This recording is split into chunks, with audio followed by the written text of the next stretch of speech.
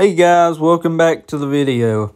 This is the video of the 988 end loader. So basically this loader sat for several years. We used it on many job sites, and we went through the setup to start it up, and we put batteries in it and checked all the fluids, topped everything off, put fuel in it, and it started up for the time being. And then we started moving it, and then it blew 2 hydraulic lines for the lift jacks.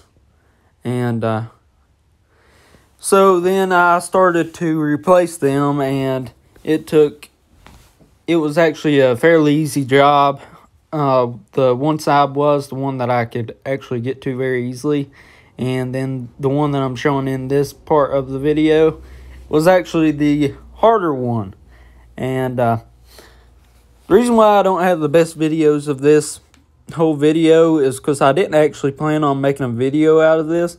So it's just all kind of films and pictures put together. So that's the harder one. That was between the tire and the loader frame.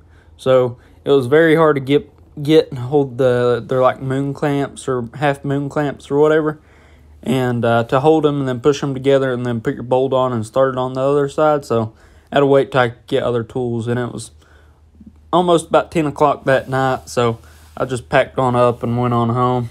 And here was the batteries we put in. We put, I believe they're 8Ds, they're interstate, and all the tires were fairly flat, almost flat, and I had to air those up before I could move it. And there is the hydraulic line. I got it put back together, and then the other side I got put back together as well, which I got that first day.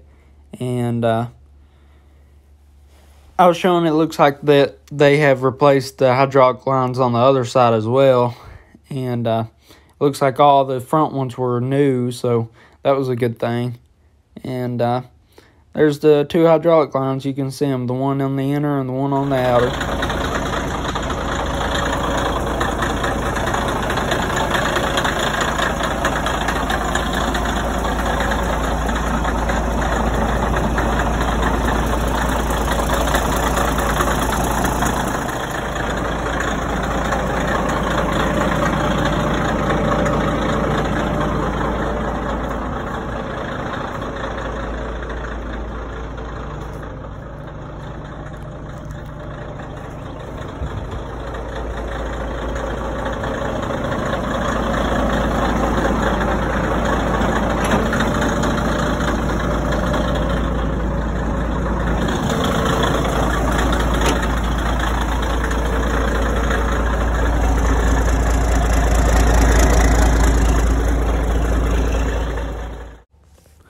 So like I was saying, this loader sat for several years, and then we finally decided that we needed it for a job.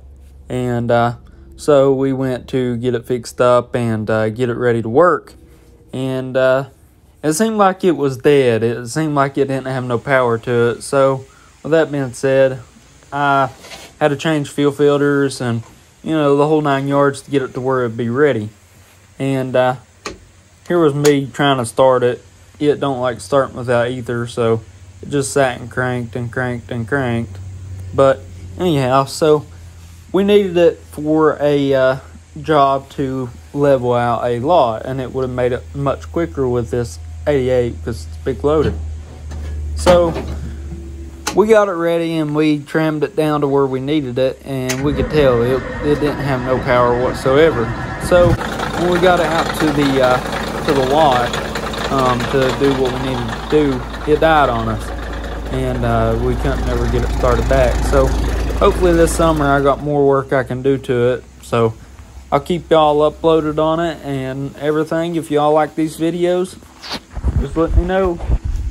And out of that storage container on that trailer, I had to use it to air up the tires because the tires were low, and it's just kind of a tool building what I keep, little odds and ends in.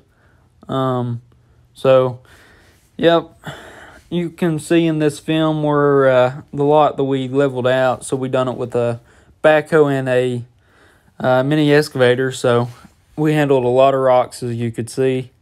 And yeah, it was. Here's where she sat. I mean, she died on us, and then we just had to shove it back with the backhoe because it died on us, and we couldn't start it back up. And I tried to start on it for a while, and the battery started acting dead. So I don't know if it. I don't know what happened. It won't start off ether or nothing. So I don't know if it's an injector pump or what it is. Almost seems like the motor's tight the way it cranks. So hard telling.